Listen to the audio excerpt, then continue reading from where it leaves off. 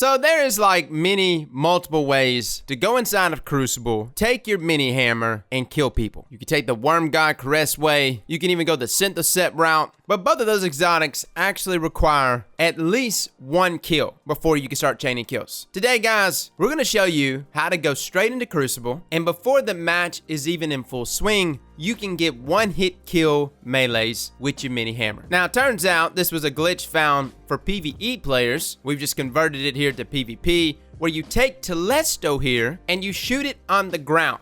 As you know, it drops those crystals, and Telesto's kind of a weird one, right? Because it's actually like fusion projectiles there with its exotic perk. But then you throw a grenade at those crystals. Upon detonating, you'll be able to stack Roaring Flames. And the more crystals you detonate at once, the more stacks of Roaring Flames you get, which of course maxes out at 3 stacks, thus allowing us to immediately run into every engagement with a one-hit kill hammer. Pretty much from any range too. As long as you've got good aim, your hammer will get the one-hit KO. Now, before we get too deep into today's build, we do have a sponsorship. That's right, boys. Raid Shadow Legends. I'm not gonna lie, I've invested way too much into this game. But man, it's a time sink. And if you're a fan of those old classic turn-based RPG games, but with modern graphics, hey man, Raid is it, fellas. Now, previously, you could only play Raid on mobile, which I very much like, but now you can actually download Raid on your desktop. Now, the game is cross-device, so you can actually play with the same user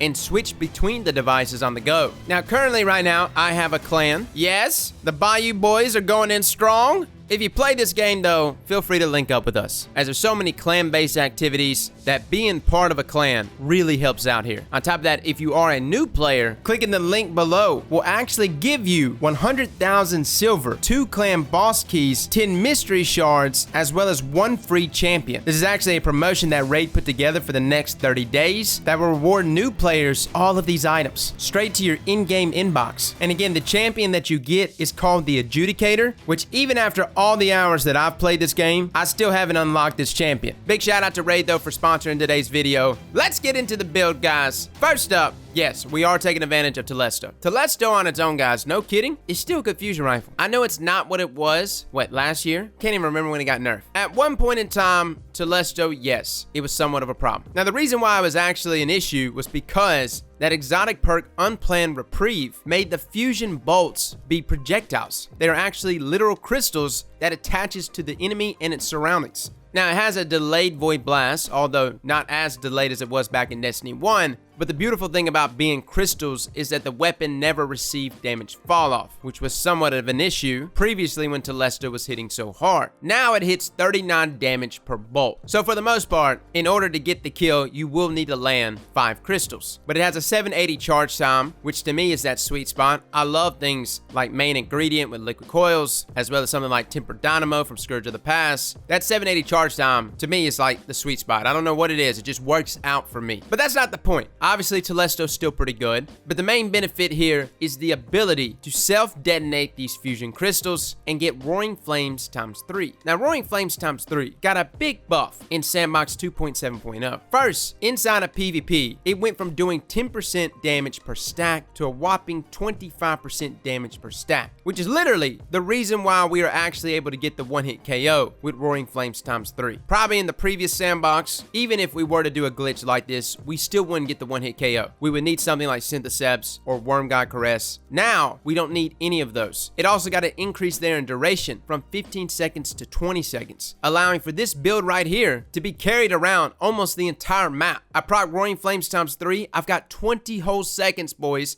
20 seconds to get to wherever I need to get. Now, the moment you throw your hammer into an enemy, yes, it's an instant kill, but it also refreshes that Roaring Flames duration. And on top of that, after throwing your hammer, you literally can just pick it right back up. It fully recharges your melee ability. And if you happen to hit your enemy, which is what you're trying to do here, the hammer pickup also triggers health regeneration. Hands down, the only thing we're missing here is an exotic that recalls our hammer, like straight up God of War. I know we're ripping it from them, but that is all we need. and then voila! You've got one-hit KO hammers all day long. Unfortunately, we don't have that exotic yet. Bungie, please make it. But this also made me scratch my head and wonder which exotic here is best to pair with this build. I think originally I thought this was going to be great with the new Titan exotics, Severance Enclosure, as it comes with the exotic perk Spiromatic Trigger. Defeating a Guardian with a melee attack or combined with the finisher unleashes a damaging explosion. Hands down, this would be perfect, but Severance Enclosure is just bad, man. I mean, it is one of the few exotics I have not individually reviewed because of how bad it is. I see nothing good about this exotic.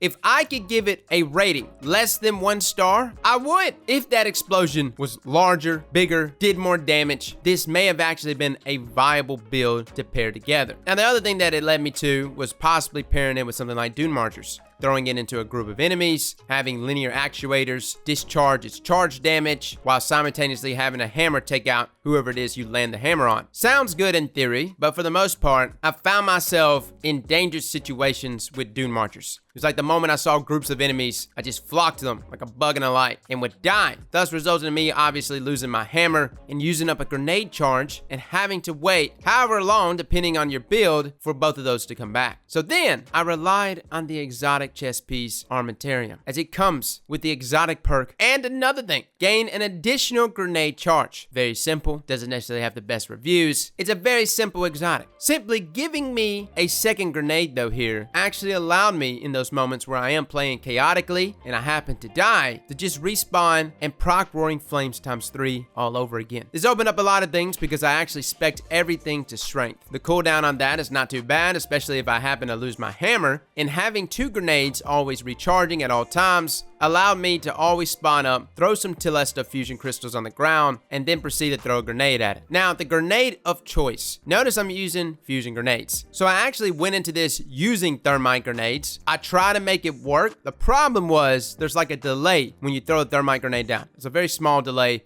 but the fusion wave or the solar wave has like that travel time, right? Unfortunately, I think the travel time there would detonate the crystals prematurely, thus resulting in Roaring Flames not always proccing correctly. Like sometimes we would get Roaring Flames ×3, and then at other times we would only get 1 stack of Roaring Flames or 2 stacks. So even though fusion grenades are a little more complicated to land correctly, because notice I'm throwing it on the ground and I'm bouncing it up, because for some reason, even though a fusion grenade is supposed to be a sticky grenade, it bounces. You have to land it next to the crystals to get the total AoE explosion off, but I found fusion grenades to be the most reliable when it came to proccing Roaring Flames ×3. So that's pretty much the build, guys. Nothing too complicated. Outside of that, if you do happen to find yourself waiting on a cooldown, whether it's for your melee or a grenade, Telesto all on its own is still doing good, and Burning Maul all on its own is a much better super in this sandbox. And if you happen to get your super, don't waste a Telesto shot as well as a grenade shot. Just simply pop your super, get about 3 kills, proc Roaring Flames ×3 in your super, and voila, you've got a hammer now with Roaring Flames ×3 fresh out of your super that you can run around one-hit KOing with. Overall, this is not game-breaking to me. And I know some people are going to be like, whoa, Telesto's breaking the game, which Telesto does do that quite regularly.